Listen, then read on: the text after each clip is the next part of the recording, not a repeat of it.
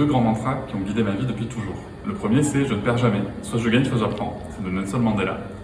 Et le deuxième, c'est « ils ne savaient pas que c'était impossible, alors ils l'ont fait ». C'est de Mark Twain.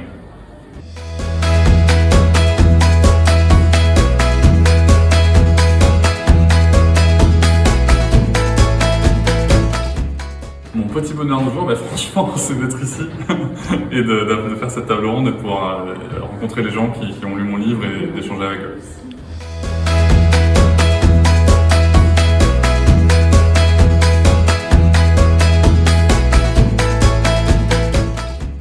J'aimerais beaucoup qu'on me demande un jour qu'est-ce que tu penses de l'utilisation du mot amour pour parler et de l'amour romantique et de l'amour filial et de tous les amours qui existent.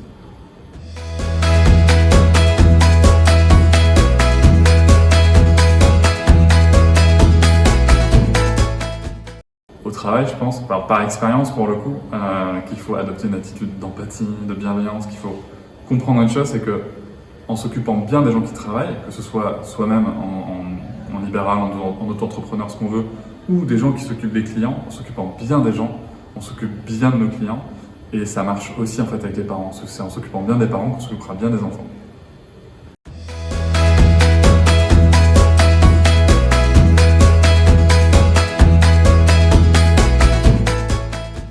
Accepter que toutes les journées ne soient pas exceptionnelles. Accepter qu'il y ait des journées où on ne se sente pas bien.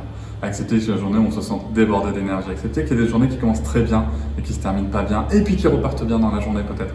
Accepter, voilà, réussir à s'adapter et arrêter de vouloir rechercher des objectifs inatteignables.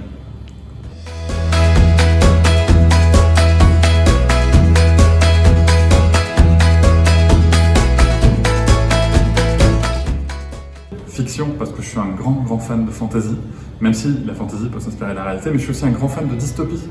Et je sais que c'est un message qui peut être un peu social et politique, mais parfois je m'inquiète un peu de voir la dystopie, la fiction rattraper la réalité, surtout en ce moment. Donc voilà, c'est important de lire ce genre d'ouvrage, je pense, pour un petit peu voir quels signaux d'alarme on peut avoir en ce moment dans la société.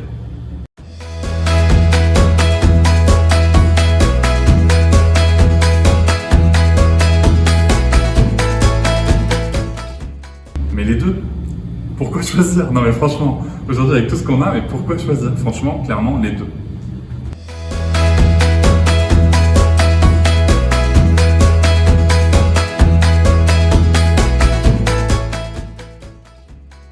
Alors à titre très personnel, Nos enfants de Sacha Bogdanov.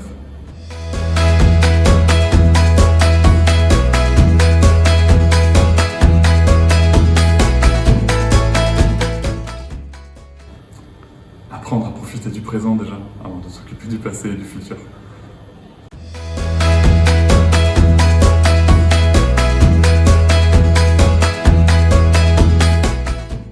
Tout dépend de ce qu'on met derrière le mot sage. Si ce qu'on met derrière le mot sage, c'est le fait d'accumuler de la connaissance, de la sagesse, carrément, c'est même très recommandé, je trouve.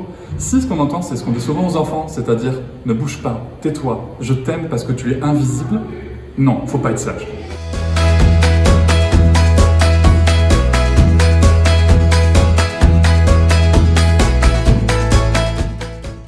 Je vais vous dire un truc que je pense que tout le monde a besoin d'entendre dans sa vie au moins une fois.